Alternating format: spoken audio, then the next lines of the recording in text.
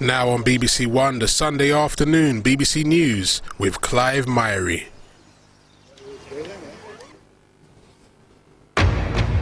The Queen marks 70 years of her reign, a milestone never before reached by a British monarch. She acceded to the throne this day in 1952, but is now looking to the future. She's expressed her desire that when Charles becomes king, she'd like Camilla to be known as Queen Consort. We'll take a look at the Duchess of Cornwall's long journey to acceptance by the royal family. Also on the programme, the lawyer of the man who's always denied murdering Lynn and Meghan Russell says another convicted killer, Levi Belfield, has now confessed. A call of condolence from Morocco's king to the parents of a 5-year-old boy who died trapped in a well for more than 4 days. And Team GB's curlers are on a roll, making it to the semi-finals at the Winter Olympics.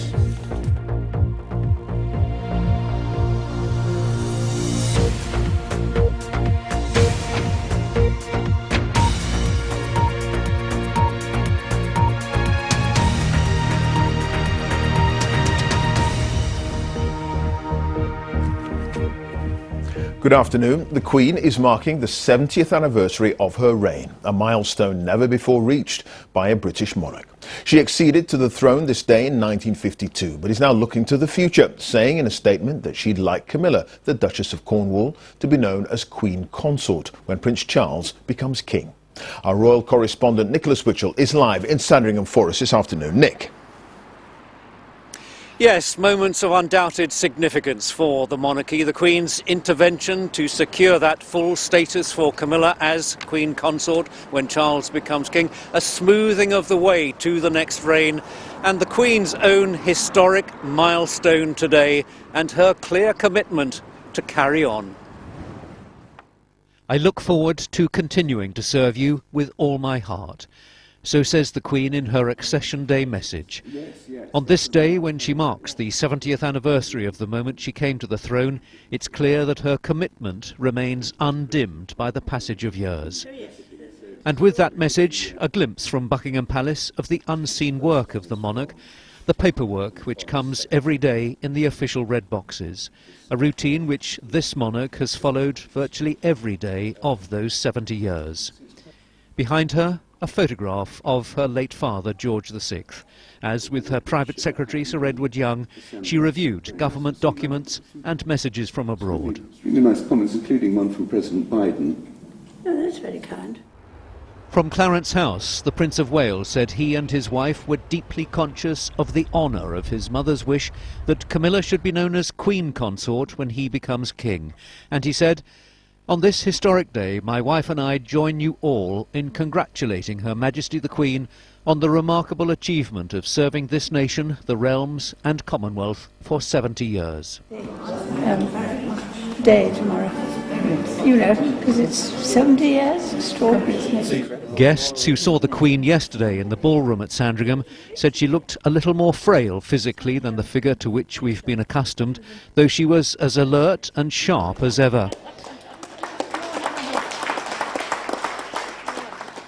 In her message last night, the Queen said she was humbled by the loyalty and affection that she continued to receive. The message was signed, "Your servant, Elizabeth R." The Duchess of Cornwall's path to full acceptance has not been an altogether easy one. Many people blamed her for her part in the breakdown of Charles's first marriage to Diana, Princess of Wales, and indeed for many years the Queen felt unable even to meet her.